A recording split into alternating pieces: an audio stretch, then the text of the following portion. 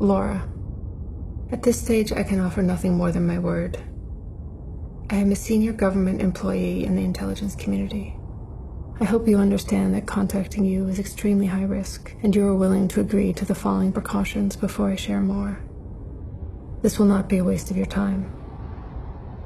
The following sounds complex, but should only take minutes to complete for someone technical.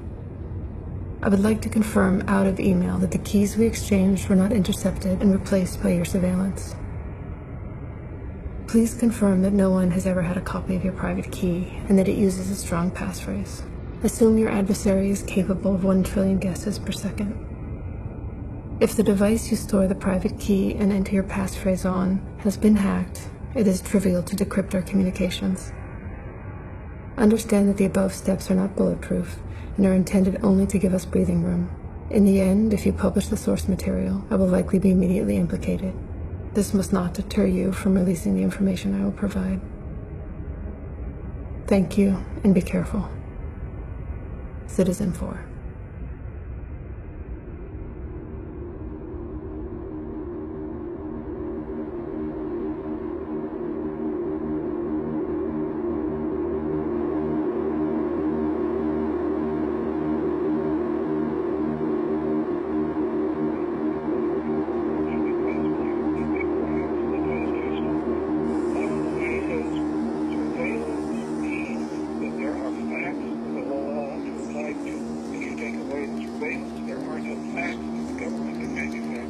That's right, and this is all about creating an independent record.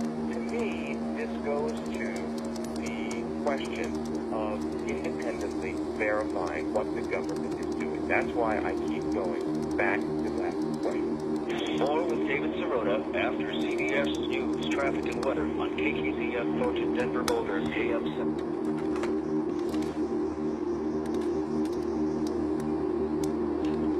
7. Hey, can you hear me? I am here, David. How are you? Well, I would just start by pointing to what Barack Obama himself said about those questions when he was running for the office that he now occupies in December of 2007. He said, quote, "The president does not have the power under the Constitution to unilaterally authorize a military attack in a situation that does not involve stopping an actual or imminent threat to the nation." So by Obama's own words, the president does not have the power that he's now exercising under the Constitution. And as far as why it matters, on August 1st, 2007, when he laid out his reasons why he was running for office and why he thought it was so important to change the way we were doing things, he said, quote, "No more ignoring the law when it's inconvenient. That is not who we are. We will again set an example for the world that the law is not subject to the whims of stubborn rulers." So to allow presidents to simply start wars on their own without any...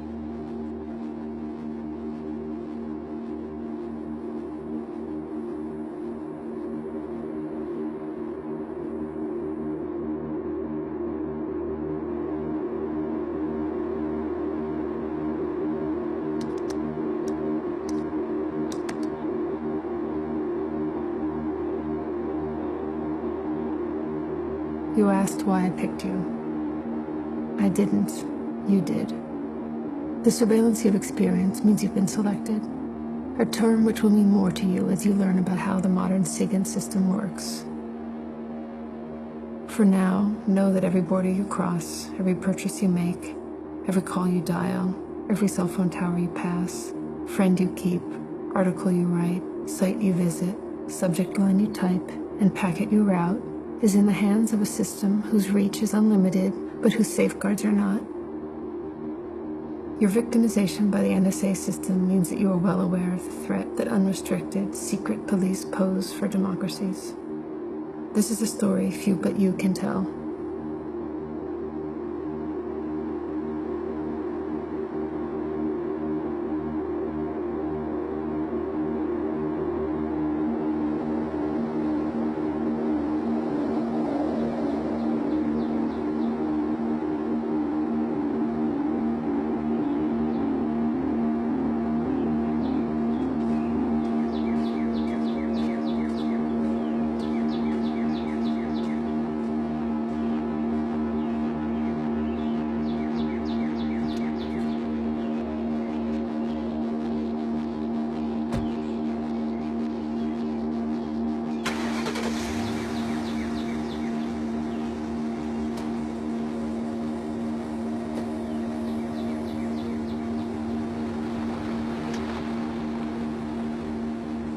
Thank you for inviting me here to give me the opportunity to express my story.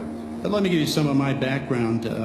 I spent about 4 years in the military, and then I went into NSA directly. So I ended up with about 37 years of service combined. Most of it was a lot of fun, I tell you. It was really a lot of fun breaking these puzzles, you know, solving problems and things like that.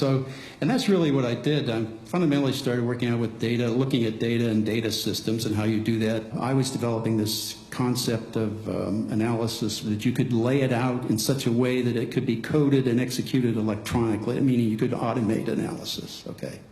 And it has to do with metadata and using metadata relationships. So that was my whole theme there at NSA. Eventually that's what I ended up to. I was the only one there doing that, by the way.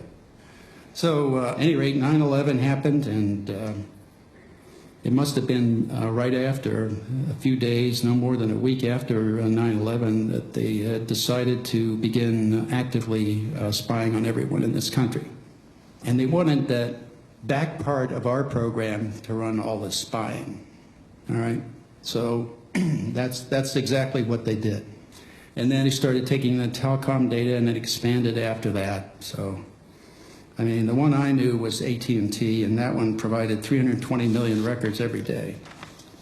That program was reauthorized every 45 days by what I call the Yes Committee, which was Hayden and Tennant and the DOJ.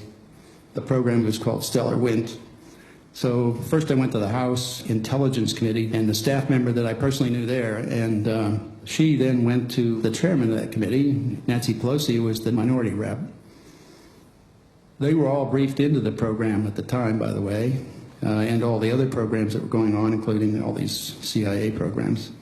I wasn't alone in this. There were 4 others out of NSA, and we were all trying to work internally in the government over these years, trying to get them to come around to being constitutionally acceptable and take it into the courts and have the courts oversight of it too. So we naively kept thinking that could happen, and it never did. But at any rate, after that and all the stuff we were doing, they decided to raid us to keep us quiet, threaten us, you know. So we were raided simultaneously, 4 of us. In my case, they came in with guns drawn. I don't know why they did that, but they did. So.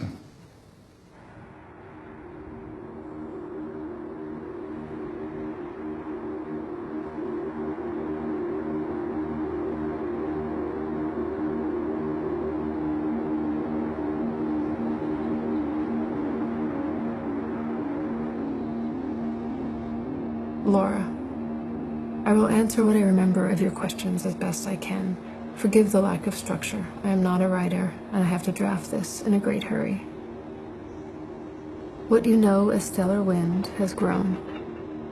SSO, the expanded special source operations that took over Stellar Wind's share of the pie, has spread all over the world, to practically include comprehensive coverage of the United States. Disturbingly, the amount of U.S. communication ingested by NSA is still increasing.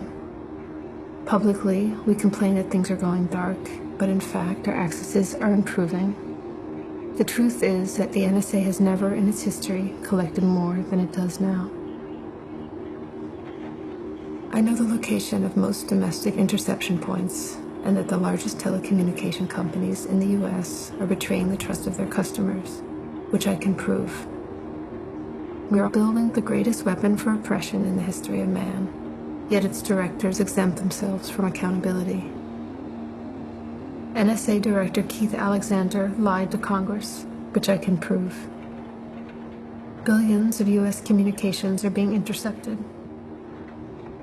In gathering evidence of wrongdoing, I focused on the wronging of the American people, but believe me when I say that the surveillance we live under is the highest privilege compared to how we treat the rest of the world. This I can also prove. On cyber operations, the government's public position is that we still lack a policy framework. This too is a lie. There is a detailed policy framework, a kind of martial law for cyber operations created by the White House. It's called Presidential Policy Directive 20 and was finalized at the end of last year. This I can also prove. I appreciate your concern for my safety, but I already know how this will end for me, and I accept the risk. If I have luck, and you are careful, You will have everything you need. I ask only that you ensure this information makes it home to the American public. Does the NSA routinely intercept American citizens' emails? No. Does the NSA intercept Americans' cell phone conversations? No. Google searches? No. Text messages? No. Amazon.com orders? No. Bank records? No. What judicial consent is required for NSA to intercept communications and information involving American citizens? Within the United States, that would be the FBI lead. If it was a foreign actor in the United States, the FBI would still have to lead and could work that with NSA or other intelligence agencies as authorized. But to conduct that kind of collection in the United States, it would have to go through a court order, and the court would have to authorize it. We're not authorized to do it, nor do we do it.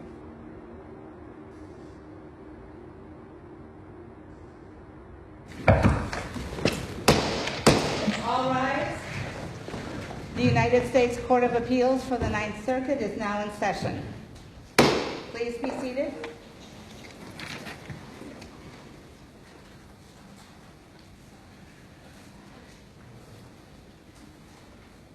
Good morning and welcome to the Ninth Circuit.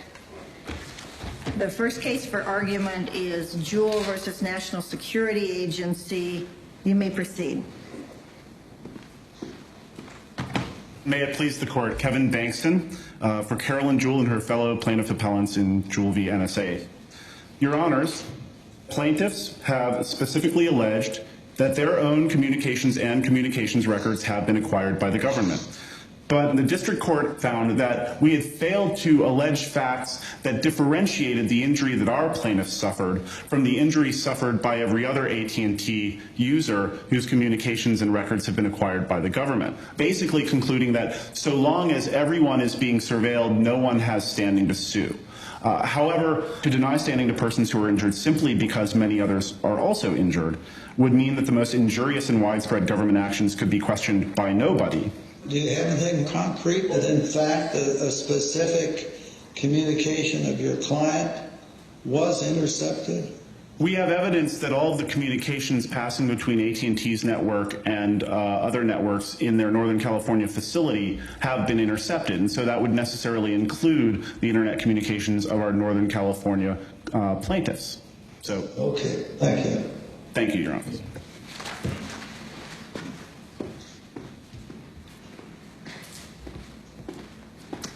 May it please the court, I'm Thomas Byron from the Department of Justice, here on behalf of the government defendants. We think this litigation need not be resolved in federal court in light of the oversight of the political branches, both legislative and executive, which provides a better opportunity for oversight and resolution of the concerns raised concerning nationwide policies of alleged surveillance in these complaints. Even if it's revealed that one or more of the plaintiffs had email or telephone conversations intercepted that had nothing to do with national security? Your Honor, I don't know that anyone necessarily would have standing to raise the particular claims at issue in these two cases. We think instead that the kinds of claims at issue here against these defendants are those that are better suited to resolution before the representative branches of our government. So what rule would the judiciary have if your approach is adopted? Judge Ferguson, I think that the... I mean, we just get out of the way, is that it? Well, Judge Ferguson, I think that there is a narrow category, a subset of cases in which it may be appropriate to step aside for that narrow category of cases. But the judiciary plays a role. To be sure, Judge Ferguson. In our system. Yes, Your Honor. And we don't mean to diminish that. You're asking us to abdicate that role. No, Your Honor, but it is a question of this court's discretion whether to reach that issue. We do think that there is simply no way for the litigation to proceed without risk of divulging those very questions of privileged information that would cause, as the Director of National Intelligence has explained, exceptionally grave damage to national security if disclosed. So thanks for having me. If anybody has any questions, like I said, just raise your hand, and I'll try to call on you as soon as I possibly can. So who here actually feels like they are under surveillance pretty regularly? Everyone occupies, though. Everyone inside of Occupy. How many people here have been arrested and had at their court date, they had their phone taken into the back room? How many people here had their retina scanned? Wow. So you guys are actually, in a sense, the canaries in the coal mine, right? Because the incentives are all lined up against you. Anybody see on the subway, link your MetroCard to your debit card, right? And like auto refill? This is a concept which is key to everything we'll talk about today, and it's called linkability. Take one piece of data and link it to another piece of data. So for example, if you have your MetroCard and you have your debit card, you have those things and you can draw a line between them, right? So that's like not a scary thing. Except your bank card is tied to everything else that you do during the day. So now they know where you're going when you make purchases. So when they decide to target you, they can actually recreate your exact steps with a MetroCard and with the credit card alone. Like literally where you go and what you buy. And potentially by linking that data with other people on similar travel plans, they can figure out who you talked to and who you met with. When you then take cell phone data, which logs your location, and you link up purchasing data, MetroCard data, and your debit card, you start to get what you could call metadata in aggregate over a person's life. And metadata in aggregate is content. It tells a story about you, which is made up of facts, but is not necessarily true. So for example, just because you were on the corner and all those data points point to it, it doesn't mean you committed the crime. So it's important to note that if someone has a perception of you having done a thing, it will now follow you for the rest of your life. So just keep in mind that what happens to you guys, for example, with fingerprints and retinal scans and photographs, that is what is going to happen to people in the future when they resist policy changes and when they try to protest in a totally constitutionally protected way. Just for you, Director Clapper, again on the surveillance front, and I hope we can do this in just a yes or no answer because I know Senator Feinstein wants to move on. So does the NSA collect any type of data at all on millions or hundreds of millions of Americans? No, sir. It does not? Not wittingly. There are cases where they could inadvertently, perhaps, collect, but not wittingly.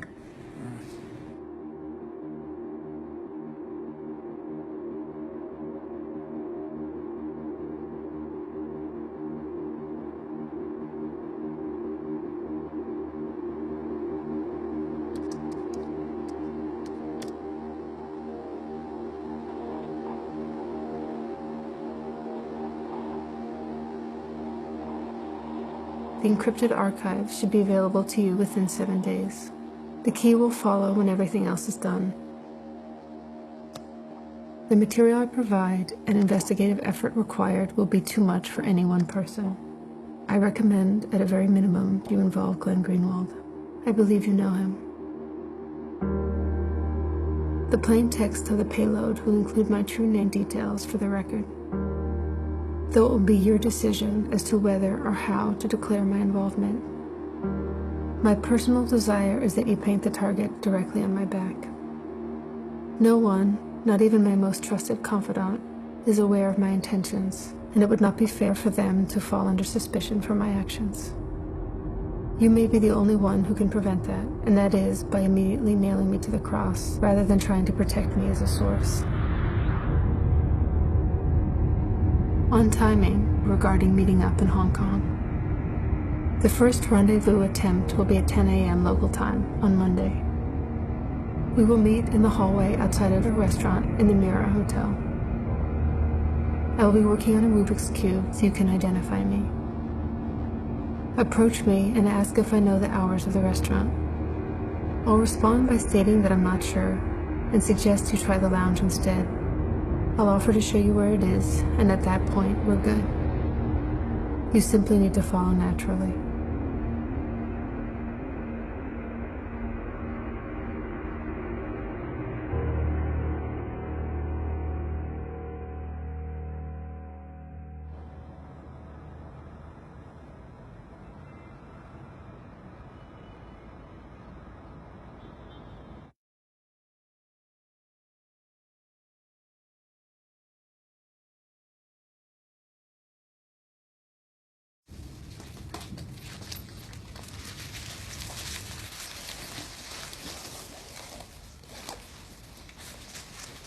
As far as positioning, I mean, if you want us to sit in any particular way, You know, I'm gonna go there. Okay. Get better light.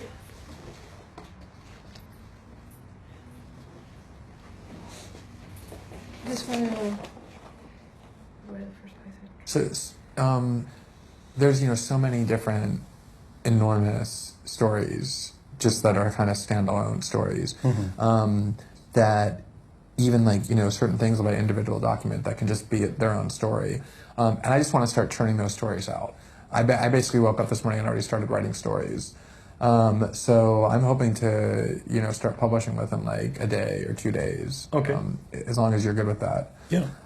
And so as far as like the stuff we have to talk about, I mean, I'm kind of like dichotomizing it between, stuff that I'd like to talk to you about in terms of like the documents and the content, and Laura has a bunch of questions about that as well. Sort of while working through the documents, getting your take on a lot of this stuff that, will help me understand it better. But then also the sort of you story, right? Like the who you are, what you've done what you've done. Yeah. And I'd love to do that first. Okay.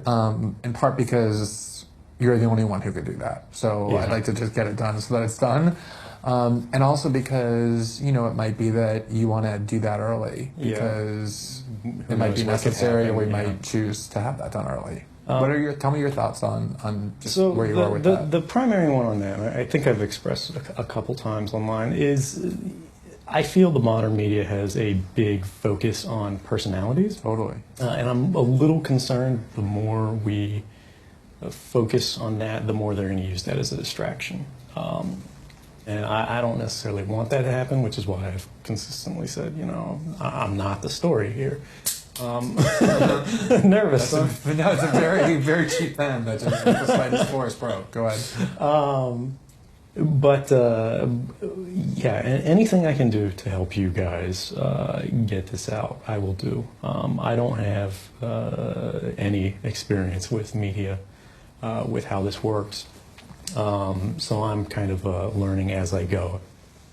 Right. So I just want to get a sense of why did you decide to do what you've done? So for me, it all comes down to state power against the people's ability to meaningfully oppose that power. And I'm sitting there every day getting paid to design methods to amplify that state power.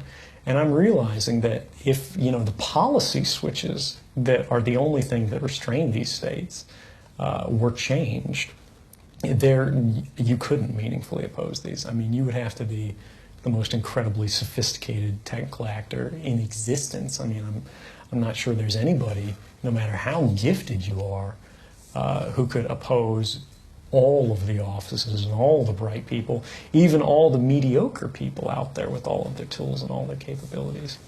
And as I saw the promise of the Obama administration be betrayed and I walked away from, and in fact actually advance the things that had been promised to be sort of curtailed and reined in and dialed back, and actually get worse, particularly drone strikes, which I also learned at NSA we could watch drone videos from our desktops. As I saw that really hardened me to action. In real time? In real time, yeah. It'll stream a lower quality of the video to your desktop. Typically, you'd be watching surveillance drones as opposed to actually, murder drones where they're going out there to bomb somebody. But you'll have a drone that's just following somebody's house for hours and hours, and you won't know who it is because you don't have the context for that. But it's just a page where it's lists and lists of drone feeds in all these different countries under all these different code names, and you can just click on which one you want to see. Right. But so if your self-interest is to live in a world in which there's maximum privacy, doing something that could put you into prison in which your privacy is completely destroyed is sort of the antithesis of that. How did you reach the point where that was a worthwhile calculation for you? I remember what the internet was like before it was being watched, and there's never been anything in the history of man that's like it. I mean, you could, again, have children from one part of the world having an equal discussion where, they were sort of granted the same respect for their ideas in conversation with experts in the field from another part of the world on any topic, anywhere, anytime, all the time. And it was free and unrestrained. And we've seen the chilling of that and the cooling of that and the changing of that model towards something in which people self-police their own views. And they literally make jokes about ending up on the list if they donate to a political cause or if they say something in a discussion. And it's become an expectation that we're being watched. Many people I've talked to have mentioned that they're careful about what they type into search engines because they know that it's being recorded. And that limits the boundaries of their intellectual exploration. And I am more willing to risk imprisonment or any other negative outcome personally than I am willing to risk the curtailment of my intellectual freedom and that of those around me whom I care for equally as I do for myself. And again, that's not to say that I'm self-sacrificing, because it gives me, I feel good in my human experience to know that I can contribute to the good of others.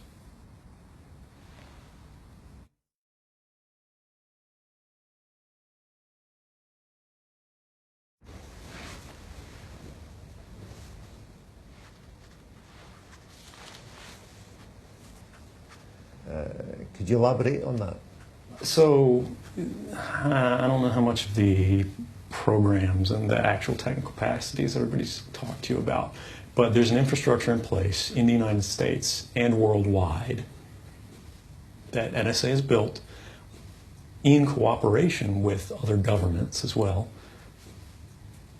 that intercepts basically every digital communication, every radio communication, every analog communication that it has sensors in place to detect.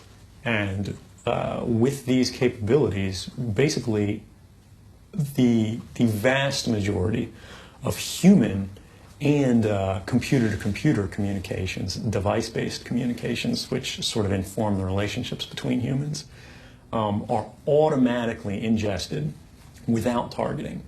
And that allows individuals to retroactively search your communications based on self-certifications. So, for example, if I wanted to see the content of your email or, your wife's phone calls or anything like that, all I have to do is use what's called a selector, any kind of thing in the communications chain that might uniquely or almost uniquely identify you as an individual. And I'm talking about things like email addresses, IP addresses, phone numbers, credit cards, even passwords that are unique to you that aren't used by anyone else.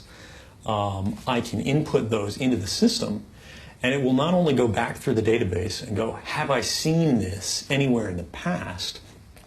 It will basically put an additional level of scrutiny on it moving into the future that says, if this is detected now or at any time in the future, I want this to go to me immediately and alert me in real time that you're communicating with someone, things like that. So I don't know who you are or anything about you. Okay. I work for Booz Allen Hamilton, a defense contractor. I'm sort of on loan to NSA. I don't talk to a Booz Allen boss. I don't get tasking from Booz Allen. It's all from NSA. So I don't know your name. Oh, sorry. My name is Edward Snowden. I go by Ed. Edward Joseph Snowden's the full name. S-N? O-W-D-E-N. And where are you from? I was born in North Carolina, small town, Elizabeth City. There's a Coast Guard station there. I'm from a military family. Yeah. But I spent most of my time growing up around Fort Meade in Maryland. And your family, what's the consequences for them?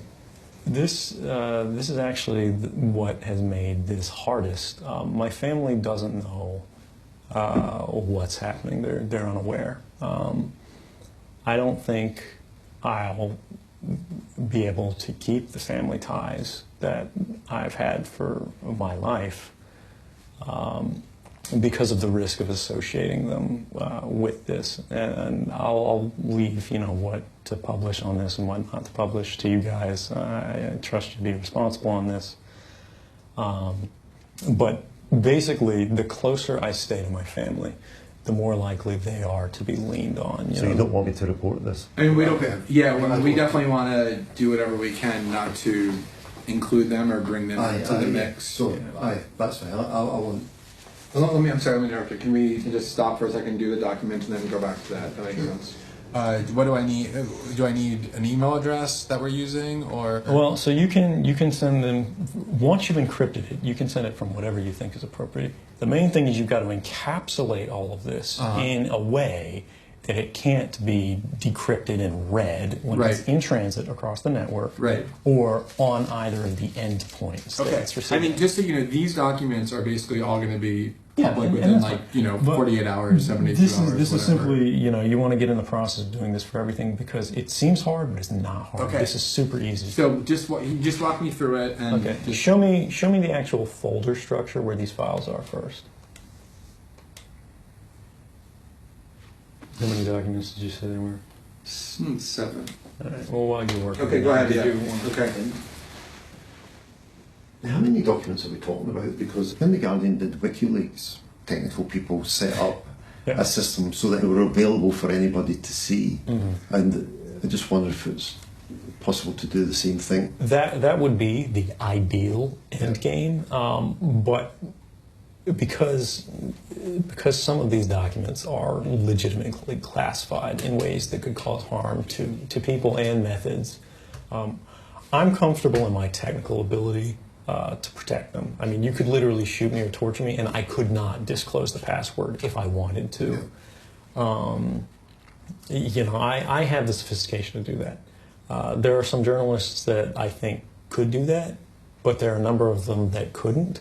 But the question becomes, can an organization actually control that information in that manner without risking basically an uncontrolled disclosure? But I do agree with that. Honestly, I don't want to be the person making the decisions on what should be public and what shouldn't, which is why, rather than publishing these on my own or putting them out openly, I'm running them through journalists so that my bias, and my things, because clearly I have some strongly held views, are removed from that equation, and the public interest is being represented in the most responsible manner. Yeah.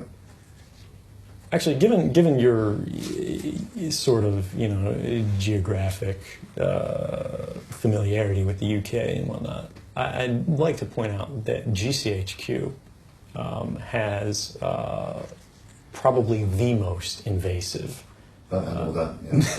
network intercept program anywhere in the world. It's called Tempora, Tempora, and it's the world's first full take, they call it, and that means content in addition to metadata on everything. So this is what I'd like to do, just in terms of scheduling, if it's good with everybody else. Do you feel like you're done with what you? Okay. So I'm anxious to go back, get those articles done, and then there's a bunch of documents that aren't about those first 2 or 3 stories that I'd like to spend time with you, kind of going over. And I'm not going anywhere. Do that. You're available? You want to check your book first? Yeah, let me check my schedule. Is that good for you, or do you want to? Okay.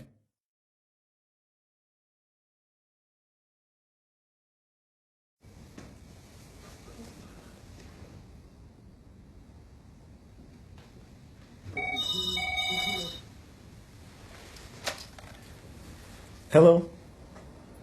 Yes? My meal was great. Thank you very much. No, I still have some left, and I think I'm going to be eating it later, so you can just leave me alone for now. Okay, great. Thank you so much. Have a good one. Bye. Let's fix that real quick. So another fun thing I was telling Laura about this, all of these new VoIP phones, they have little computers in them, and you can hot mic these over the network all the time, even when the receiver's down. So as long as it's plugged in, it can be listening on you, and I hadn't even considered that earlier. But yeah, there are so many ways. This could be, everything that's in here is pretty much going to be on the public record at some point. We should operate on that. Yeah, I think we are. So do you have your air gap machine? I do. You can pop that out. Do you have an understanding or commitment on when you guys are going to press with the first stories? It's about 7 or 8 in the morning in London. Okay. Well, let's see here.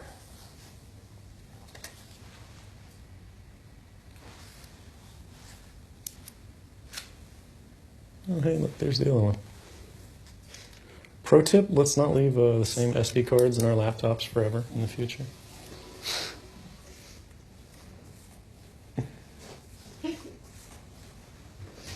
Did you know that this was still kicking around in your laptop? Yeah, I mean that was okay. the. Okay, just making sure. Okay, yeah. This is right there. You will have a new one that looks exactly identical. That's a different archive, so you might want to take a Sharpie to it or something. Could you pass me my magic mantle of power? Sorry. I'm gonna go for that.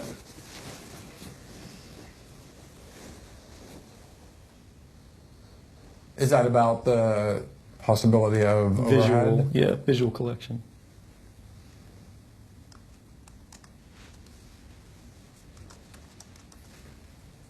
I don't think at this point there's anything in this regard that will shock us.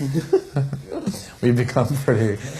In fact, Ewan said before, he's like, I'm never leaving my room. He's like, I'm never leaving anything in my room again, not a single machine. I was like, you've been infected by the paranoia bug, and that was all of us. And the way he said it, he was like, I would never leave a single device in the room again alone.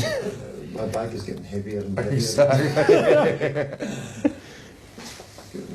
Less and less. That's your evil influence side. All right, I'm going to need you to enter your root password because I don't know what it is. If you want to use this one, you're more than welcome to. Okay. It looks like your root password's about 4 characters long anyway. It's usually a lot longer, but that's just like the one-time only thing, right? So it is. It had been a lot longer, but ever since I knew that it was just like a one-time only session one, I've been making it shorter.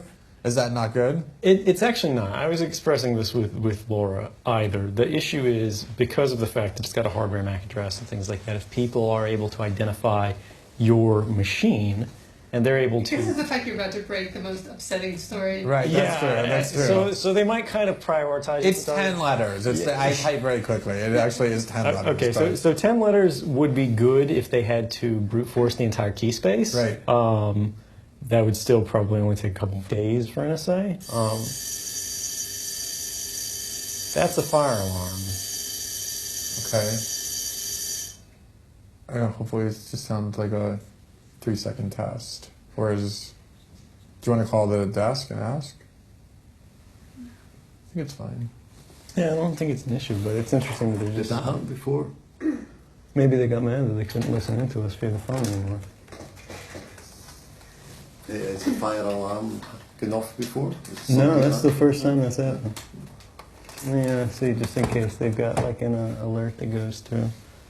But that's unusual. You probably might have to evacuate. Shouldn't ignore that. I don't know. If it goes, no, it's not continuous. It's not continuous. No, I'm just saying if it continues. And then we go and we meet the guys down in the lobby. Yeah, all right. Yeah. Yeah, let's leave it for now. Let me finish this up. All right.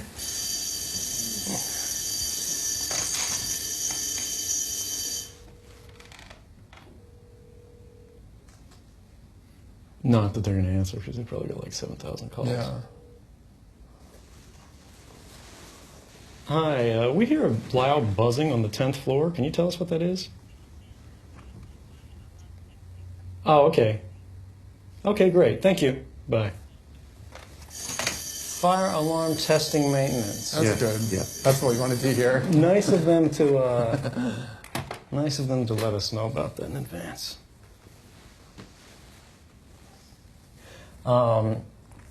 I just wanted to give you kind of a quick tour. When Laura was looking at this, she was kind of salivating and couldn't stop, like, actually reading the documents. Right. So we'll try and restrain ourselves without promising that we'll succeed. Yeah, I just wanted to kind of explain a brief overview of what these are and how they're organized.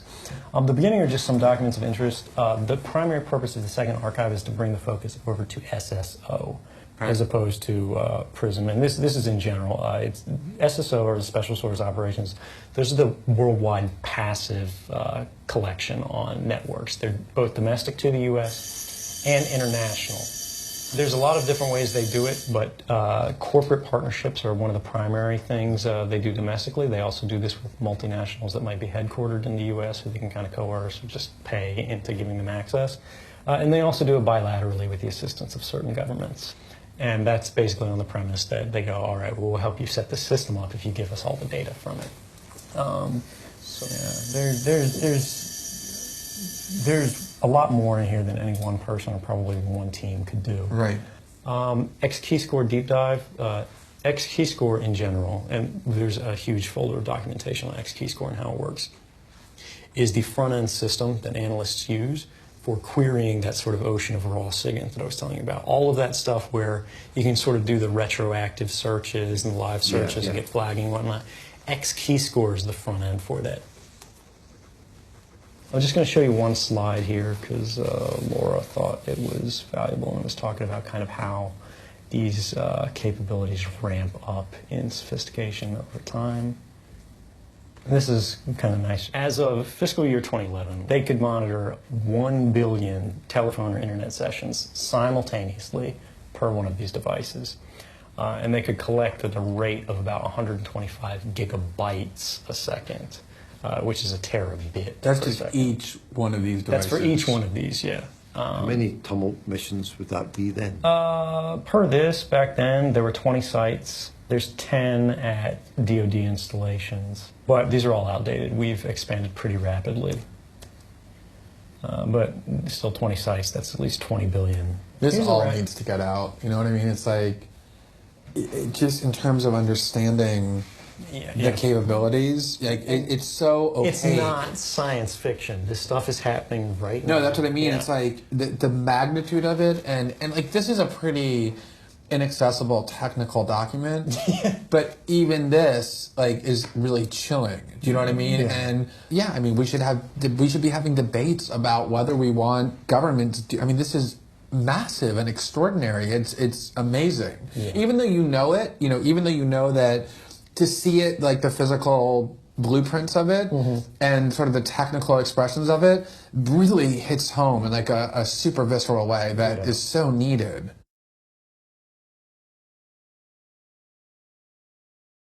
This is CNN Breaking News. An explosive new report is reigniting the concerns that your privacy is being violated to protect America's security. It reveals a court order giving the National Security Agency blanket access to millions of Verizon customers' records on a daily basis. Earlier, I had the chance to conduct the first TV interview with the reporter who broke this story wide open, Glenn Greenwald of The Guardian.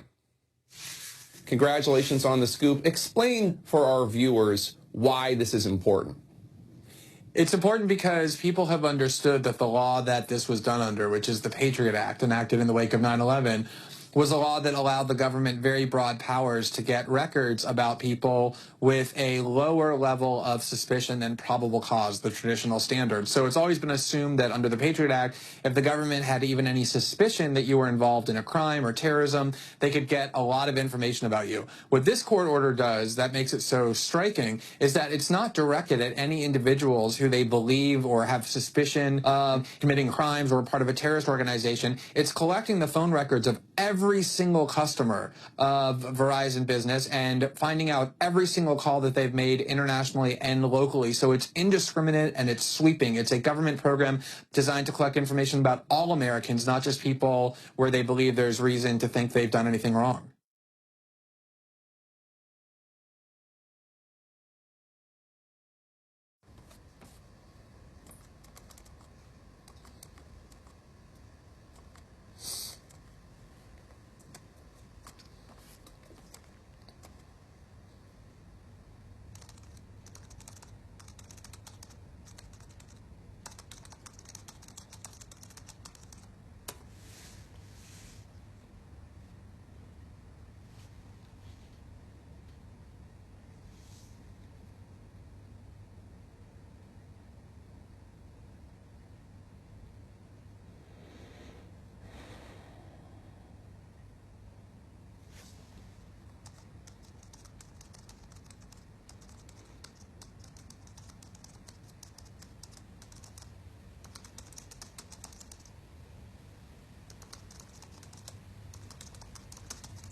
Yeah, it's a tough situation, you know, hearing that the person that you love, that you've spent the decade with, may not be coming back.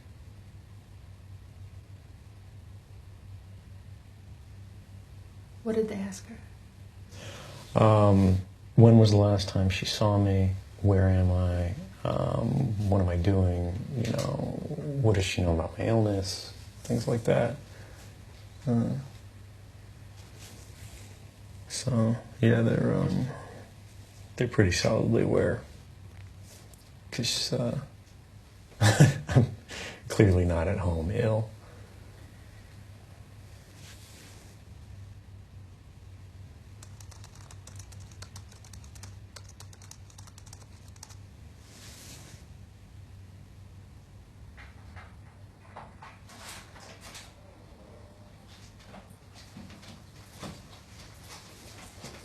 Hello? Hello? Hello. Let me disconnect from the internet.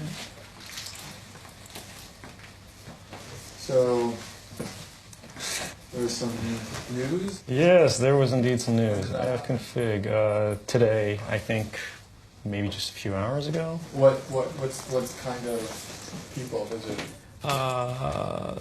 An HR lady, I'm assuming from NSA, as opposed to Booz Allen, because she's accompanied by a police officer, which means NSA police, and they're planning to break into my house, which regular police don't do.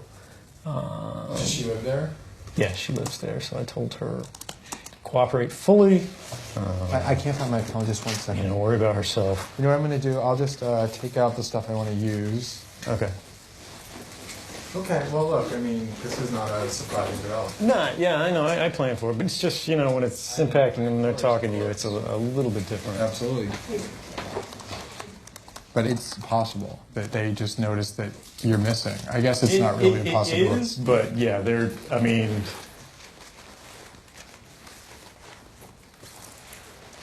Let me just get rid of this. So I obviously was focused on other things than appearance this morning. How did she react? Was she relatively calm about it? She's relatively calm. Does she know anything about what you're doing? She has no idea, and that's. I mean, I feel badly about that, but that's the only way I could think of where like she can't be in trouble. Did you just basically do I have to go somewhere for reasons that I can't tell you about kind of thing? I just disappeared when she was on vacation, and I left a note saying, "Hey, I'm going to be gone for a while for work." Which isn't unusual for me in my business, right. You know, so. Okay, so let me ask you a couple of things just quickly. Are they going to be able to go into your stuff and figure out what you took? In some sort of like peripheral senses, but not necessarily. With great specificity. Yes, because I cast such a wide net. If they do that, the only thing they're going to do is they're going to have a heart attack because they're going to go, he had access to everything. Yeah. And they're not going to know what specifically has been done. Now, I think they're going to start to actually feel a little better, although they're not going to be wild about this in any case, when they see that the stories are kind of cleaving to a trend. You know, it's not like here's the list of everybody who works everywhere. Right. I also think, you know, they're going to be paranoid in the extreme and assuming all kinds of worst case scenarios, which is going to, you know, I think make them react in ways that probably aren't like going to be particularly rational on their part, but at the same time, I do think they're limited for the moment. I agree, and I mean, I had kind of time to set a stage where we all enjoy at least a minimum level of protection. You know, no matter who we are, who's involved in this. You know, you're either a journalist, right, or you're either out of jurisdiction. So we have some time to play this before they can really get nasty. I think it's over, you know, the weeks when they have times to get lawyers really sort of go, this is a special situation. How can we interpret this to our advantage? Like we see them do this all the time, you know, whether it's drones or wiretapping or whatever. They'll go, well, according to this law from the 1840s, you know, we can apply X, Y, or Z authority. Mm-hmm. But that takes time, and that takes agreement. Yeah, and also, you know, I mean, I think the more public we are out there too, like as journalists, and the more protection that's going to give as well. Have you started to give thought to when you're ready to come forward? I'm ready whenever Honestly, I think there's sort of an agreement that it's not going to bias the reporting process. That's my primary concern at this point. I don't want to get myself into the issue before it's going to happen anyway, and where it takes away from the stories that are getting out.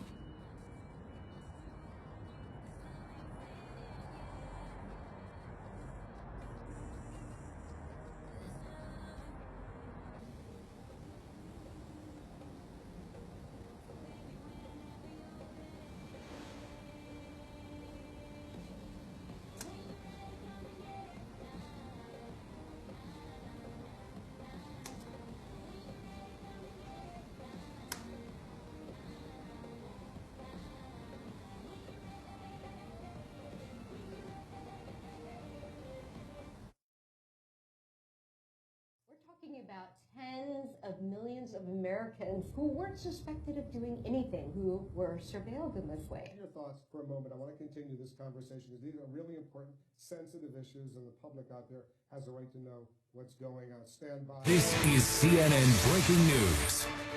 Now, another explosive article has just appeared, this time in the Washington Post. It's breaking news that it reveals another broad and secret U.S. government surveillance program. The Washington Post and The Guardian in London reporting that the NSA and the FBI are tapping directly into the central servers of 9 leading internet companies, including Microsoft, Yahoo, Google, Facebook, AOL, Skype, YouTube, and Apple. The Post says they're extracting audio, video, photographs, emails, documents, and connection logs that enable analysts to track a person's movements and contacts over time. Let's discuss this latest revelation. They're coming out fast.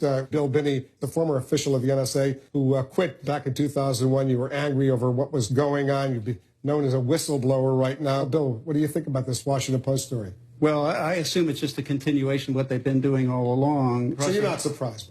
Do you have any idea who's leaking this information? I don't know who leaked this. I have no doubt that the administration will launch an investigation not into who approved these programs, but into who leaked the information. I'm not shocked that the companies are denying it. I don't assume that... Do you believe them? There may be some technical basis on which they can say that we are not actively collaborating, or they don't have what we consider in our own definition to be direct access to our servers. But what I do know is that I've talked to more than one person who has sat at a desk at a web portal and typed out commands and reached into those servers from a distance. So whatever they want to call that, that's what's happening. Well, what I would call it is the single biggest infringement on American civil liberties probably of all time, isn't it? It's interesting, Ari, you have the New York Times now today saying that the administration has lost all credibility. Yeah, the New York Times slammed President Obama for this, and frankly, I was used to that. The New York Times used to slam George Bush for protecting the country and for the steps he took. And I don't want us to drop our guard. I don't want us to be struck again. As we saw in Boston, Anderson, people are willing to sacrifice their civil liberties. People sheltered inside. Which was How can you believe in freedom, do you think? I mean, try and play devil's advocate for me. When you have secret courts, secret operations like PRISM, secret investigations which go into every spit and cough of every American's lives without any member of the American public knowing about it. That's not freedom, is it? In 2008, they eliminated the warrant requirement for all conversations except ones that take place by and among Americans exclusively on American soil. So they don't need warrants now for people who are foreigners outside of the U.S., but they also don't need warrants for Americans who are in the United States communicating with people reasonably believed to be outside of the U.S. So again, the fact that there are no checks, no oversight about who's looking over the NSA's shoulder means that they can take whatever they want. And the fact that it's all behind a wall of secrecy and they threaten people who want to expose it means that whatever they're doing, even violating the law, is something that we're unlikely to know until we start having real investigations and real transparency into what it is that the government is doing. Glenn Greenwald, congratulations again on exposing what is a true scandal. I appreciate you joining me.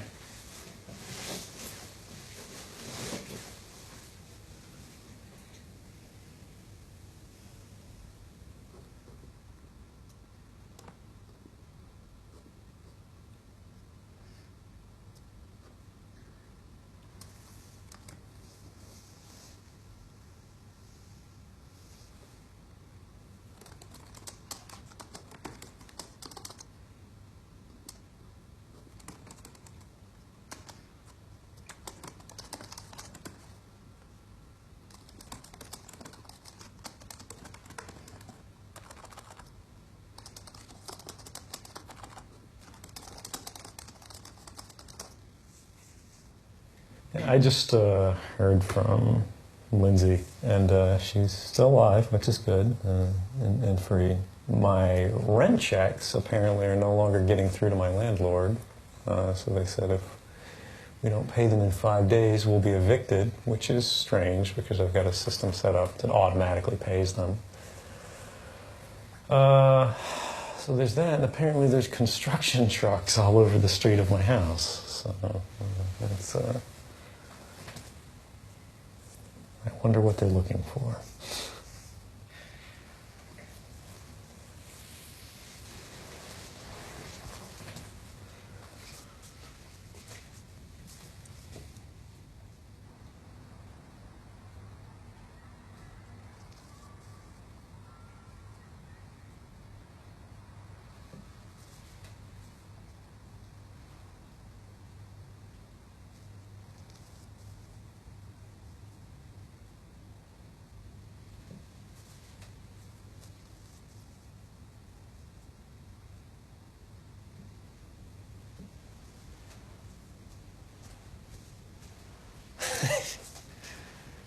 It is an unusual feeling that's kind of hard to like describe or convey in words, but not knowing what's going to happen the next day, the next hour, the next week. It's scary, but at the same time it's liberating. You know, the planning comes a lot easier because you don't have that many variables to take into play. You can only act and then act again. Now all these phone calls are being recorded digitally, not for content, but for origin and destination. Now word the government is going right into the servers of these large internet companies. How does the government, politically speaking, make the argument that this is essential to national security and not a dramatic overreach in terms of personal privacy? It's difficult, Matt, because as Peter was pointing out, overnight we had an extraordinary late night, close to midnight, announcement and a declassification from the Director of National Intelligence. They are scrambling. The administration's already supported strongly by leaders in both parties from the intelligence committees. GCHQ has an internal Wikipedia at the top secret, super classified level, where anybody working in intelligence can work on anything they want. Yep. That's what this is. I'm giving it to you. You can make the decisions on that, what's appropriate, what's not. It's going to be documents of different types, pictures and PowerPoints and Word documents, stuff like that. Sorry, can I take that seat? Yeah. So, I'm sorry, I've got you to repeat. So in these documents, they will show... Yeah, there will be a couple more documents on that. That's only one part, though. Like, it talks about tempora and a little more thing. That's the wiki article itself. It was also talking about a self-developed tool called UDAQ, U-D-A-Q. It's their search tool for all the stuff they collect, was what it looked like. Yeah. It's going to be projects. It's going to be troubleshooting pages for a particular tool. Thanks. What's the next step? When do you think you'll go public? Or? I think it's pretty soon. I mean, with the reaction, this escalated more quickly. I think pretty much as soon as they start trying to make this about me, which should be any day now, yeah, I'll come out just to go, hey, this is not a question of somebody skulking around in the shadows. Yeah. These are public issues. These are not my issues. These are everybody's issues. And I'm not afraid of you. You're not going to bully me into silence like you've done to everybody else. And if nobody else is going to do it, I will. And hopefully when I'm gone, whatever you do to me, there'll be somebody else who'll do the same thing. It'll be the sort of internet principle of the Hydra. You can stomp one person, but there's going to be 7 more of us. Yeah. Are you getting more nervous? I mean... No, I think the way I look at stress, particularly because I sort of knew this was coming, because I sort of volunteered to walk into it. I'm already sort of familiar with the idea. I'm not worried about it. When somebody busts in the door, suddenly I'll get nervous and it'll affect me. But until they do, I'm eating a little less. That's the only difference, I think.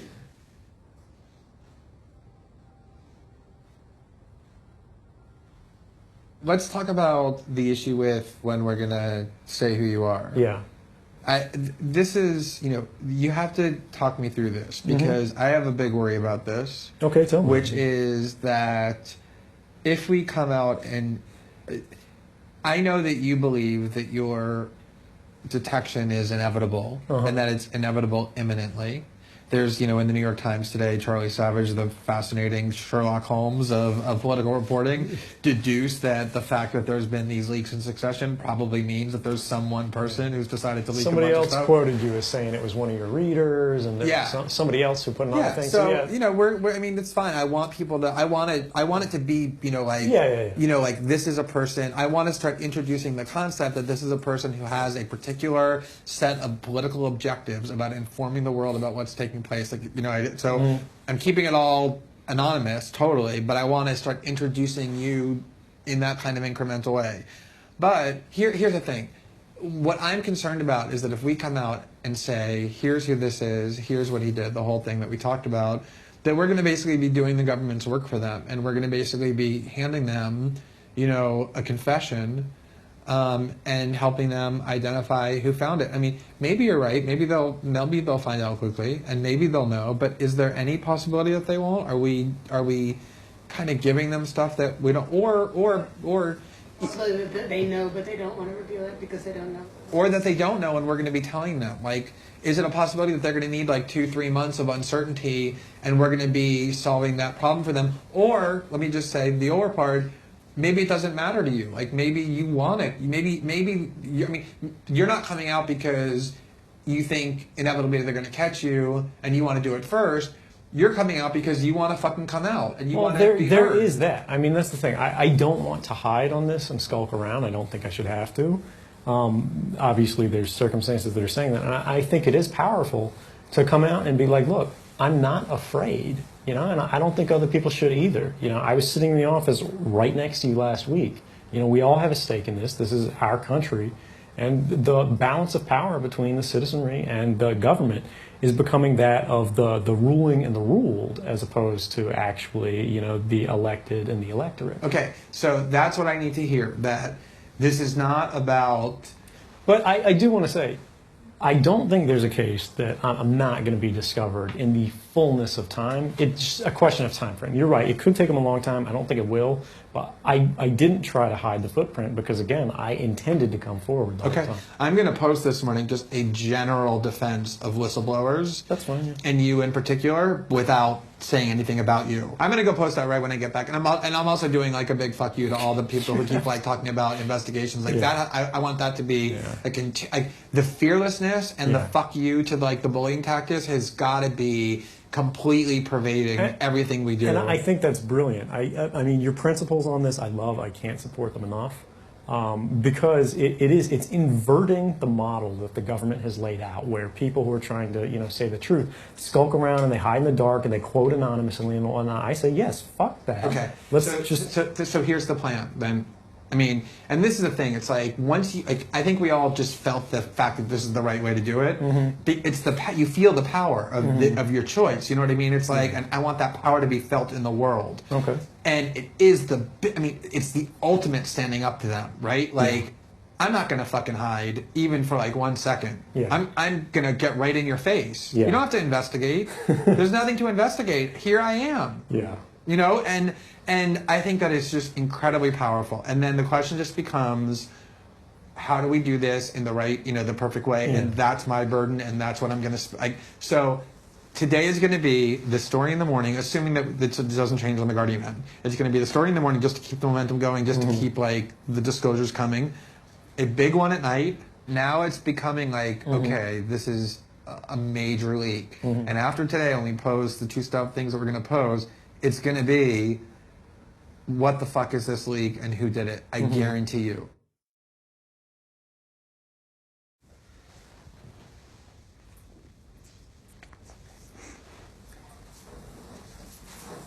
I just want to make sure, move over slightly. Do you want me to move a little more over? Or? Okay. I just want to, all right.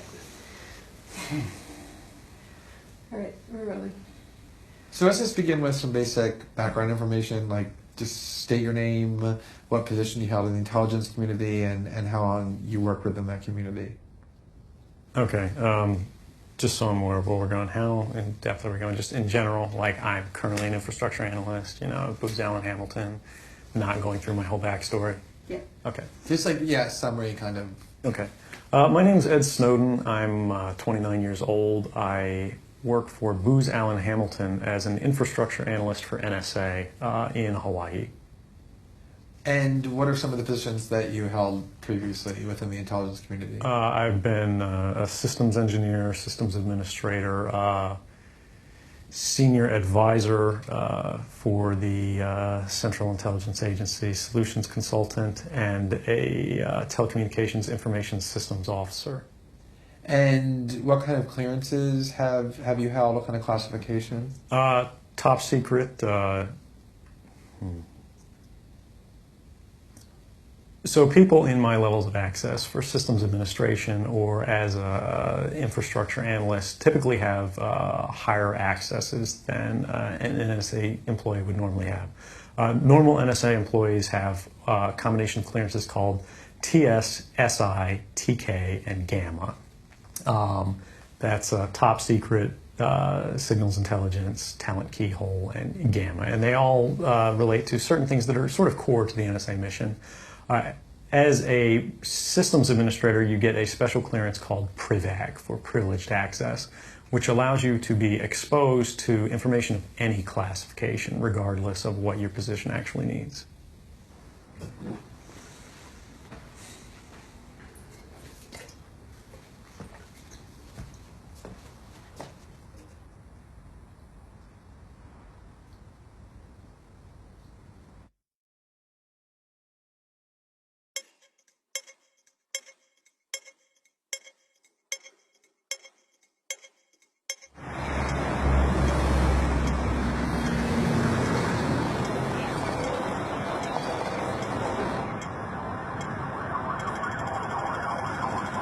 Just before we go, a reminder of our top story, and that's that the former CIA technical worker Edward Snowden says he's responsible for leaking information that US authorities have been monitoring phone and internet data. The US Justice Department confirmed it's in the first stages of a criminal investigation. Leave it longer or cut it shorter? What do you think?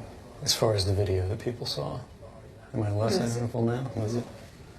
Because I can't go all the way down. It's still going to be stubble. I don't have the blade for closer. Will you be talking to any other media about this story today? I am. Will you be coming to our office? Basically, we'd be interested to ask, of course, about where is Snowden now, what his plans are. Well, I'm obviously not going to talk about that, Okay. so unless you have any other questions, it's going to be a pretty... What are your plans, please? Are you staying in Hong Kong for the time being? For a little while. And do you have any hopes to write more about this story, or are you stopping new writing about this story? No, I'm going to continue to write about it. Have you had any pressure from the US authorities about continuing to report on this? No. And have you heard anything about what could be the attitude of Hong Kong authorities towards this case, whether they've contacted you or asked you anything about the whereabouts of Snowden, and whether that is another... I haven't heard from the authorities of any government. And where do you think the story is going, then? For you, and of course for Snowden, and of course for the US media and the US administration in general? Well, for me, I'm going to continue to do my reporting on what the government has been doing and what I think my readers should know about. As for him, I don't think anyone knows. They can have people come after me or any of their third-party partners. You know, they work closely with a number of other nations. Or, you know, they could pay off the triads, or, you know, any of their agents or assets. We have a CIA station just up the road, and the consulate here in Hong Kong.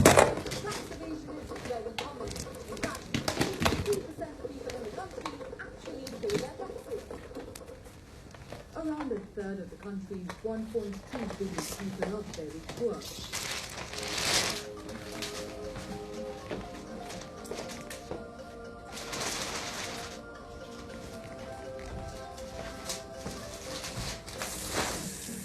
Hello, I'm Daniela reporter. The top story this hour.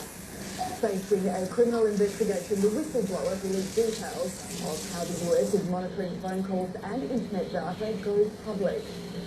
Security forces in Afghanistan say a number of Taliban insurgents have targeted Kabul's airport. Now it's time for our newspaper review and looking at what's making headlines around the world. Let's start with The Guardian, our top story. This is revealing the identity of the former CIA employee. So the paper says leaked information exposing the scale of American surveillance of the internet. Edward Snowden. What a great story. Hero, villain, what do you think? Well, I think it's a fantastic story, first off. It could be straight out of a John le Carre novel. I mean, when you read what he did, yes, he got the material. He then decided to go to the place he identified as being very difficult for America to get at him, which is Hong Kong, because, of course, technically inside China, the one country, two systems policy there, meaning he will get potentially some protection, he thought. All very well planned. It could be just out of a spy novel. But what about the details? With the latest That could make it worse, but social media and the web, we're only going to have technology it's just the lower half of my face. From hit hotels to controversy over mobile roaming rates. From upgrades to air miles to travel apps. Wherever you're travelling now, join me, Fiona Foster, at Fast Track every weekend here on BBC World News.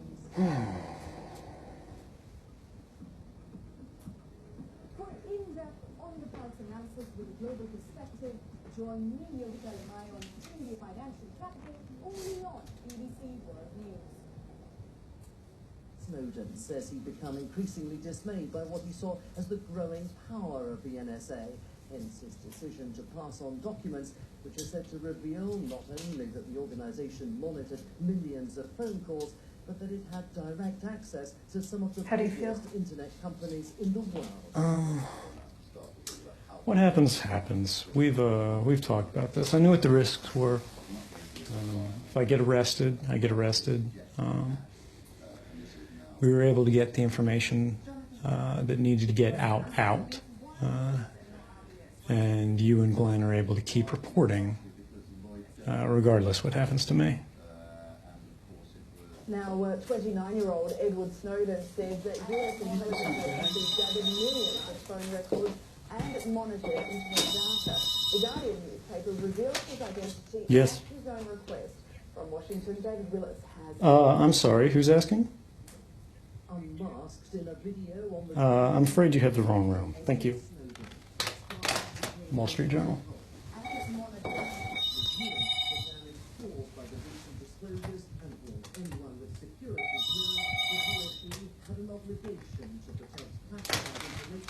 Yes. I'm sorry, say again? No, thank you. No calls. I think they have the wrong number. Yeah, no calls. Thank you. Wait, I'm sorry. If it's two men from the front desk, they can call, but no outside calls. Wait, actually, just let them through. Wait, ma'am?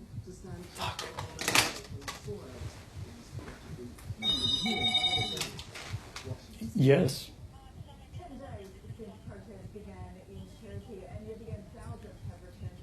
Wait, is it a lawyer? Yeah, no. I mean the people who are asking. Ask them if they are lawyers.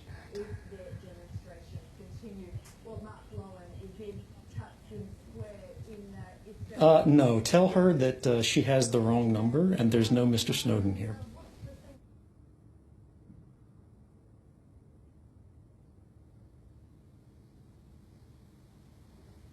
Hi, Robert. Can you talk right now? I'm safely go into the room. I'm not safely with the client. Okay. So can we talk together about the plan? Is this the application started already or what? Technically. Yeah, but so technically it hasn't started yet. The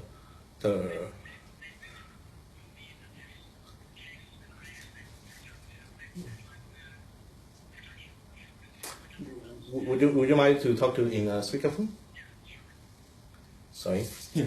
Hey, Robert. Yeah. Hi.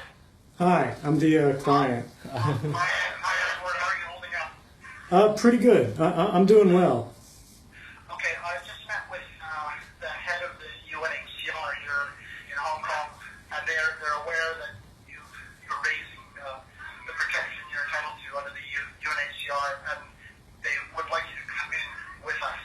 Okay. To the UN.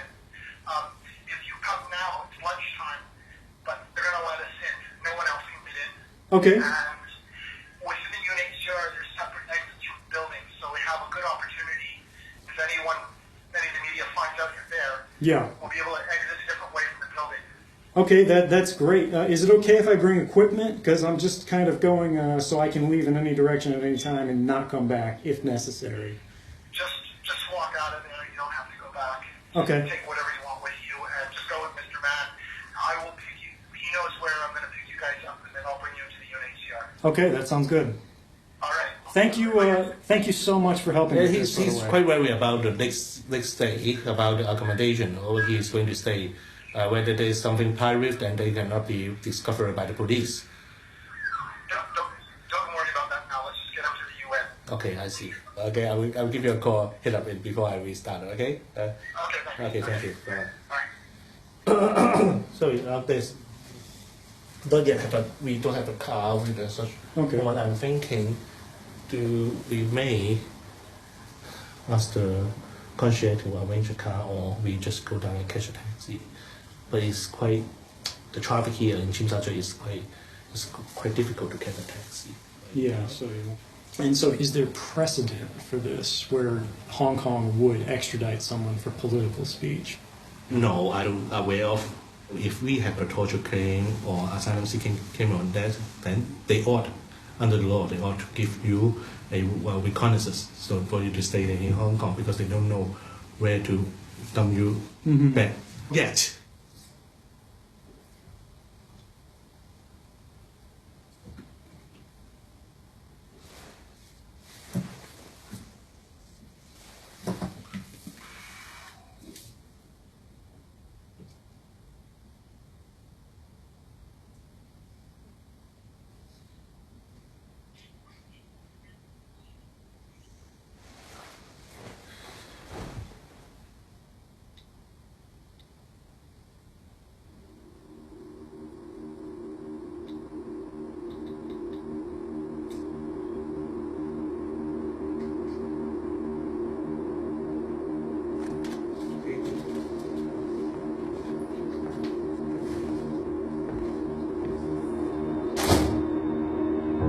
The President certainly does not welcome the way that this debate has earned greater attention in the last week. The leak of classified information about sensitive programs that are important in our fight against terrorists who would do harm to Americans is a problem. But the debate itself is legitimate and should be engaged in.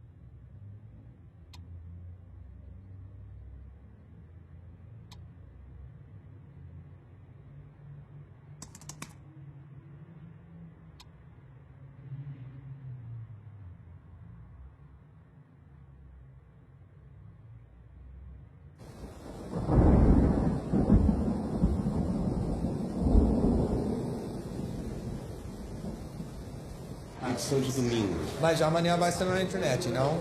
Amanhã à noite. Sim. Posso situar? Mas tem que ver. Eu quero te mostrar o documento novo agora. Você vai ver isso muito mais claramente do que essa. Essa está o mapa que os cabos onde eles estão coletando os dados para a prisão. Aqui mostra quantos eles estão coletando. O mais grosso, linha, ou mais quantidade eles estão coletando. Você pode ver aqui linhas, os cabos é bem grosso para Brasil no sul e o norte os cabos na mar de Brasil. Ele mostra que eles estão coletando muitas coisas no programa Prism, que eu acho que é muito importante porque Prism é Facebook, Skype, YouTube, Yahoo, Hotmail e mostra muito trânsito sendo roubado do Brasil. Mas não sabemos quanto o governo brasileiro sabe e quanto colaboração eles têm com empresas brasileiras também. Não sabemos disso, mas vamos saber, eu acho. Dia saberemos tudo. É.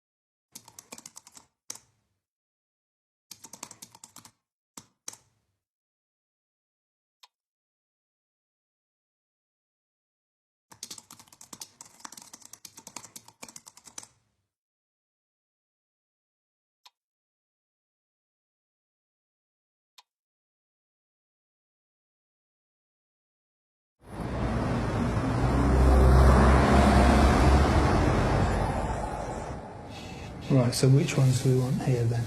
This is operational stuff, so we mustn't say any of this. So redact that. We'll go to the top.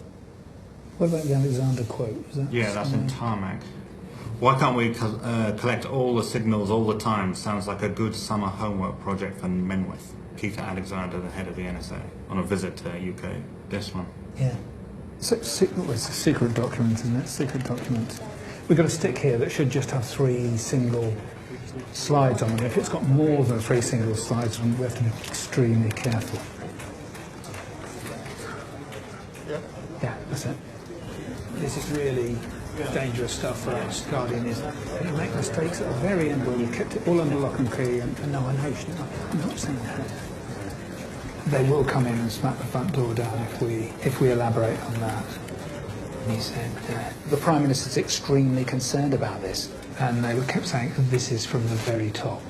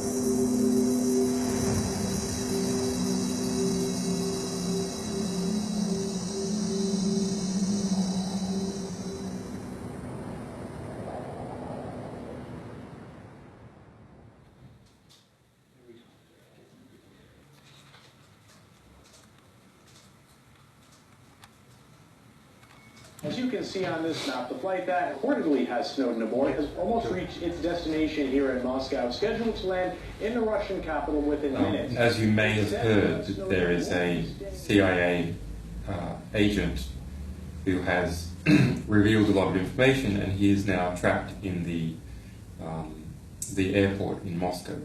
We managed to get him out of Hong Kong, but when he landed in the Moscow airport, the American government had cancelled his passport. So formally, he hasn't entered into Russian territory. He's in the transit area of the airport, and one of our people is accompanying him. We are trying to arrange a private jet to take him from Moscow to Ecuador, or perhaps maybe Venezuela, or maybe Iceland, countries where he would be safe.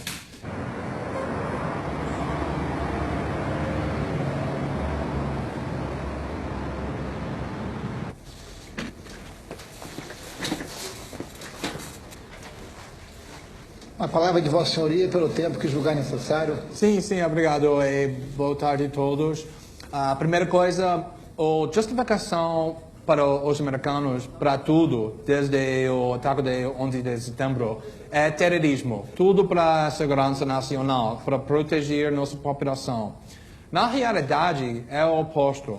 Tem muito documentos que não tem nenhum relacionamento com nada sobre terrorismo ou segurança nacional, mas só sobre competição com outro país, outras empresas, industrial, financeira, econômica. A segunda coisa sobre o X-Keyscore. Quando publicamos os primeira, segunda, terceira artigos, a defesa do governo americano está: não estamos invadindo o conteúdo ou comunicação, só os metadados, os fatos sobre a identidade, sobre com quem você está falando, quem está falando ligando para você, a duração da comunicação. Na realidade, se eu posso saber todas as pessoas com quem você está comunicando e todas as pessoas com quem eles estão comunicando e onde você fica quando você está comunicando e a duração e o local, eu posso saber muito sobre sua personalidade, sua atividade, sua vida. É um vazio grande na privacidade. Mas, na realidade, essa defesa é totalmente falsa. O governo americano tem capacidade para invadir não só metadados, mas coisa que você está falando dentro de e-mails, ou coisa que você está falando na telefone, ou as palavras que você está entrando na Google para pesquisar coisas na internet, qual websites você está visitando, os documentos que você está mandando para colegas. Esse sistema vai mostrar quase tudo que todas as pessoas estão fazendo na internet. Então, se você é um jornalista fazendo uma investigação do governo americano, ou se você trabalha com uma empresa que está dando competição grande para uma empresa americana, ou se você está alguém que trabalha com direitos humanos contra o governo americano, ou qualquer muitas outras coisas, eles podem invadir essas comunicações com muita facilidade. Se você é americano, morando nos Estados Unidos, eles precisam ir primeiro para o tribunal e pedir permissão, sempre receber. Mas se você não é americano, eles não precisam nada, nenhuma aprovação do quadro para fazer isso.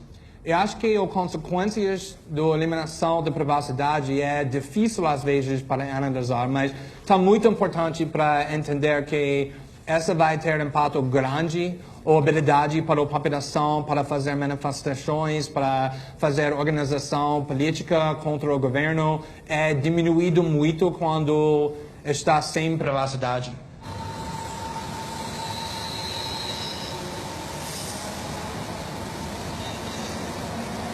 May I collect all phones, please?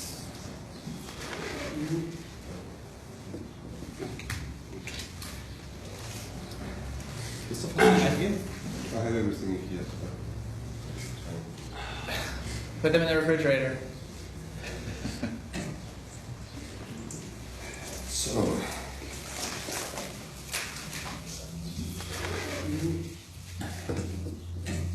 So, as you know, in June, Snowden was charged with 3 legal violations, felonies, principally under a World War I era criminal law called the Espionage Act.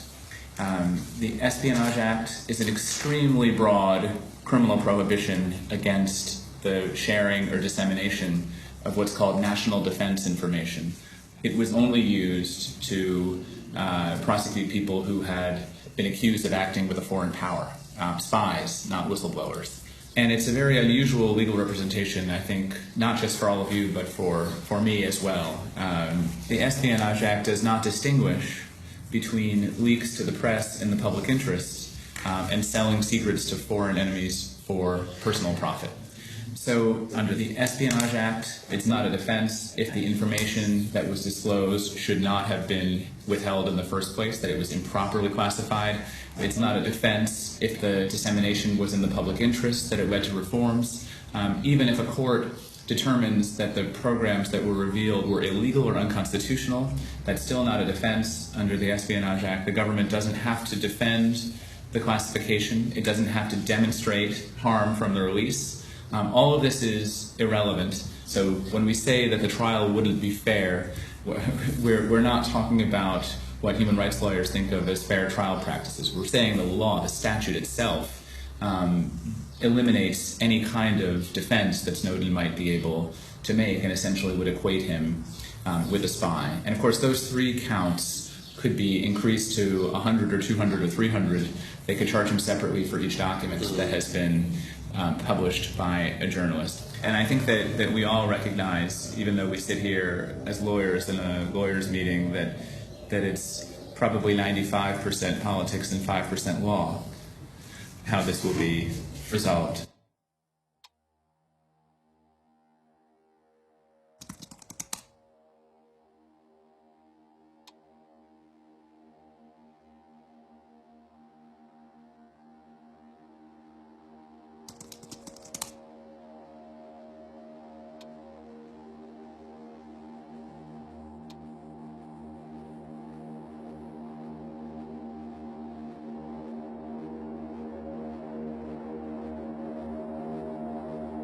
Mr. Snowden has been charged with very serious crimes, and he should be returned to the United States, where he will be granted full due process and every right available to him as a United States citizen, facing our justice system under the Constitution.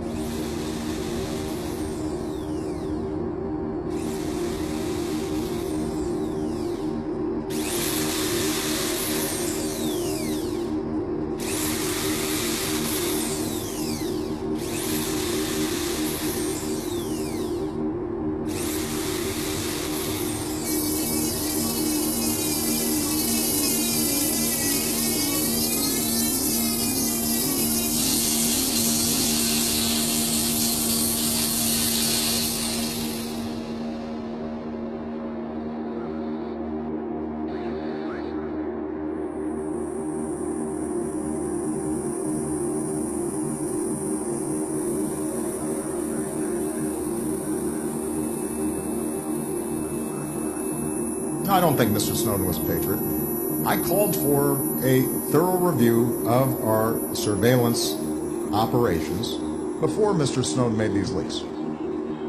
My preference, and I think the American people's preference, would have been for a lawful, orderly examination of these laws, a thoughtful, fact-based debate that would then lead us to a better place.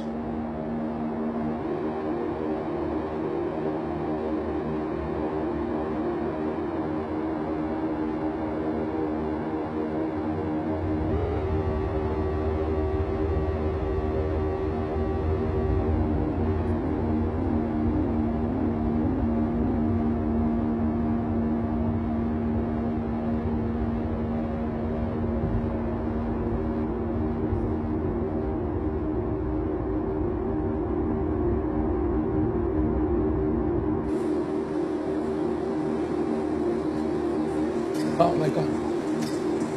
David. No, my baby. You okay?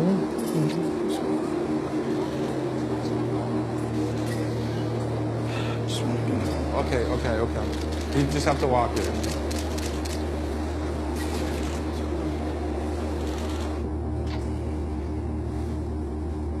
Oh, yeah, I'm totally fine. I didn't sleep at all. I couldn't sleep. I know.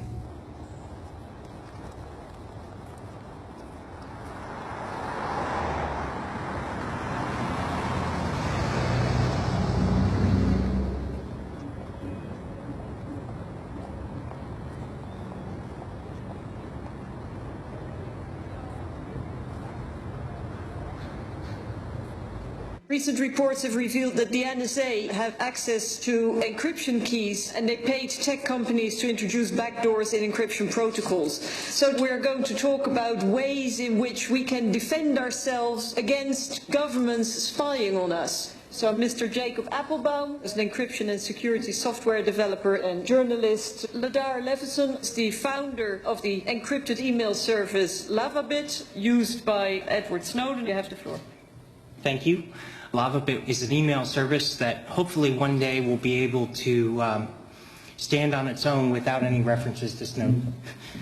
My service was designed to remove me from the possibility of being forced to violate a person's privacy. Quite simply, Lavabit was designed to remove the service provider from the equation. By not having logs on my server and not having access to a person's emails on disk, I wasn't eliminating the possibility of surveillance. I was simply removing myself from that equation.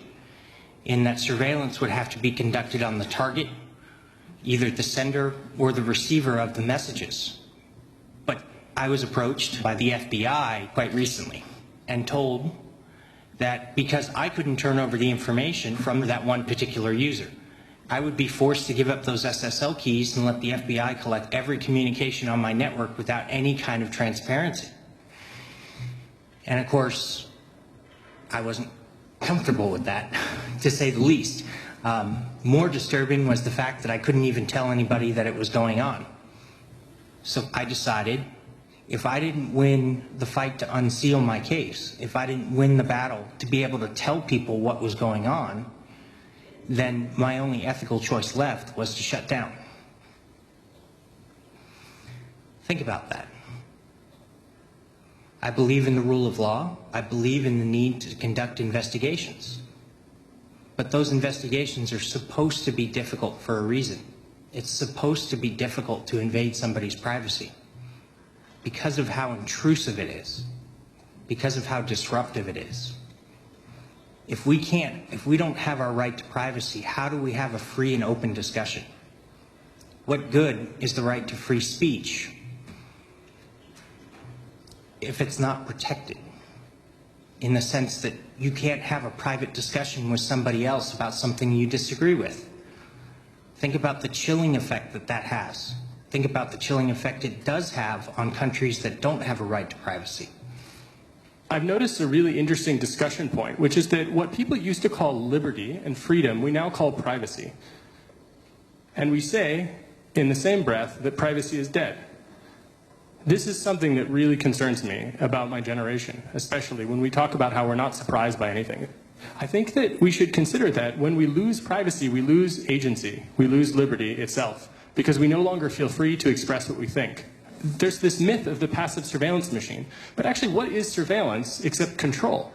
This notion that the NSA are passive, this is nonsense. What we see is that they actively attack European citizens, American citizens, and in fact, anyone that they can if they perceive an advantage.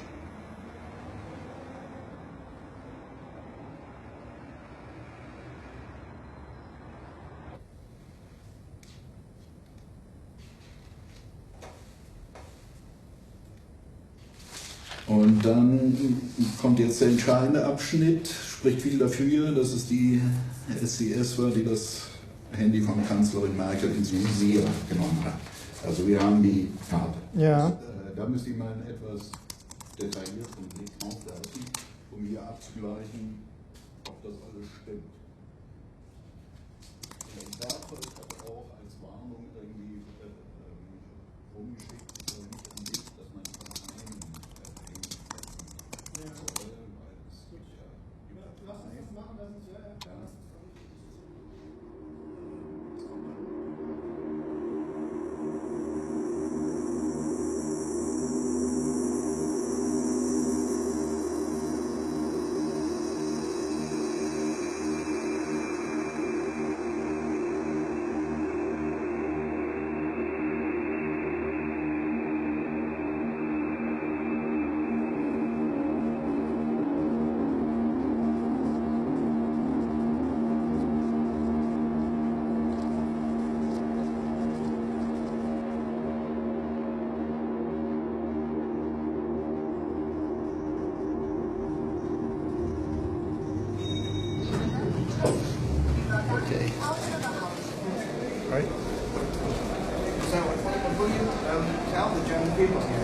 I'll have to give that in testimony. And what are you going to tell? Everything I can, truthfully. What will you talk about? Whatever the questions they ask me. Yeah, I think it's over there. Okay, all right. Thank you.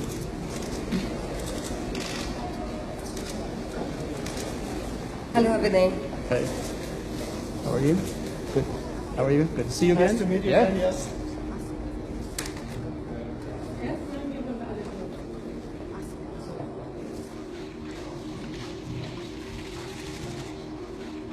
It is my pleasure to be here. I feel that it's important to testify about what's really going on behind the scenes in the intelligence community around the world, not just in NSA.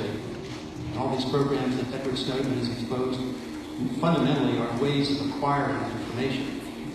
Every dictatorship down through history has always done it. One of the first things they need to do is to try to acquire knowledge of their population, and that's exactly what these programs do.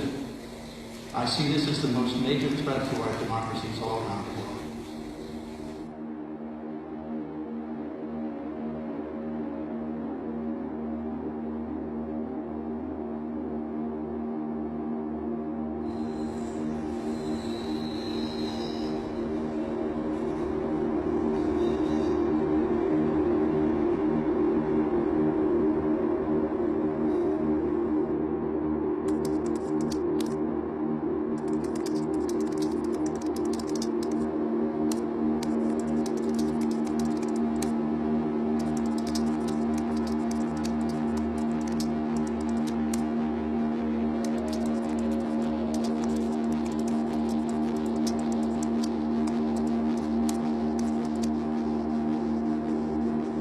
What do you think they're doing to reporters, those of us that are working directly with Snowden documents? How do you think they would approach dealing with people like us?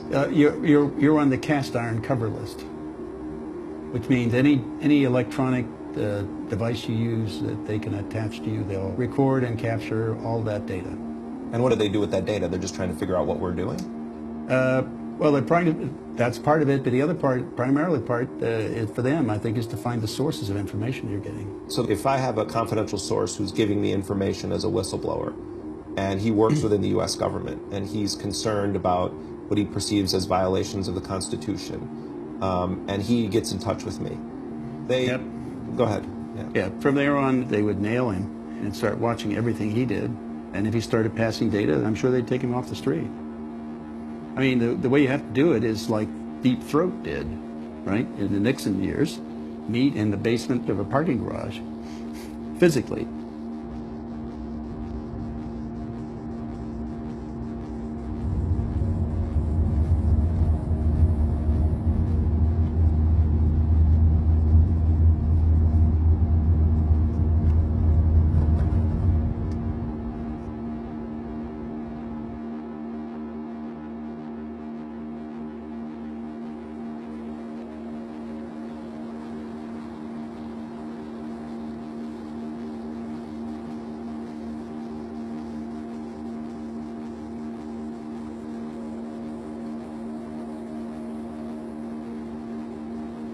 Let's disassociate our metadata one last time, so we don't have a clear record of your true name and our final communication chain.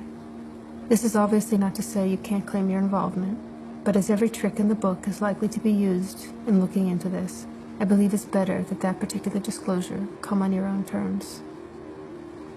Thank you again for all you've done. So sorry again for the multiple delays, but we've been in uncharted territory with no model to benefit from.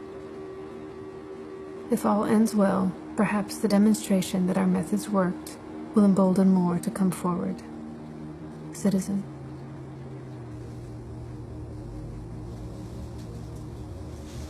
So the update that I want to give you is about the new source that we this is what. This is this is the person who's doing the most of the work on it. And then like basically what's happened is, and that's actually That's really dangerous. On the sources side, do they know how to take care of themselves? Well, it's all being done through this. Okay. And they're all talking this way. Okay. And I was going to say one of the big questions there is, can they handle it? You know, do they have the? No, they're very careful. Okay. Even they're through that. But okay. Yeah. Okay.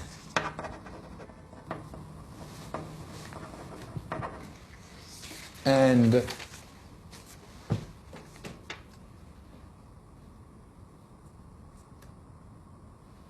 that's where that is. Wow, that's really something.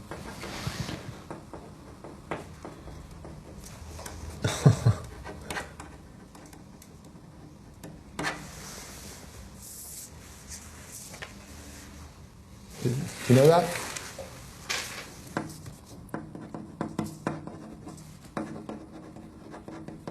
It's not the actual planes. Right. You mean the control? It's the process. Who's sending the, yeah.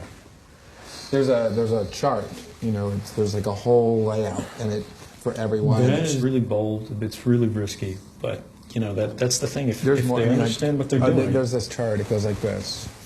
It shows the decision-making chart. It's a chart that it's shaped like this.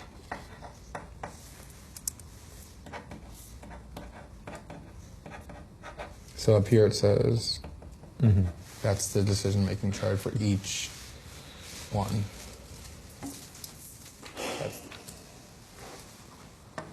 And it's so political. This part's amazing.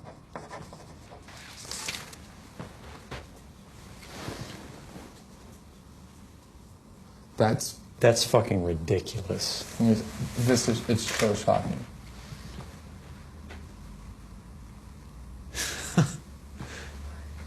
That's the population of entire countries. That's what we're working on.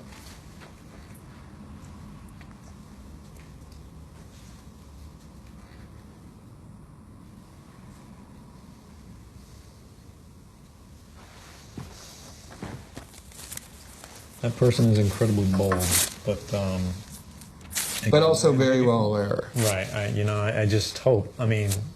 No, I mean the boldness of it is shocking, but I mean it was obviously. But the other thing is motivated by what you did. I mean, this is going to, that could raise the profile of this whole political situation with whistleblowing to a whole new level because it's going to. Yeah, I actually think that's a great thing. And I think people are going to see what's being hidden again, by a totally different part of the government.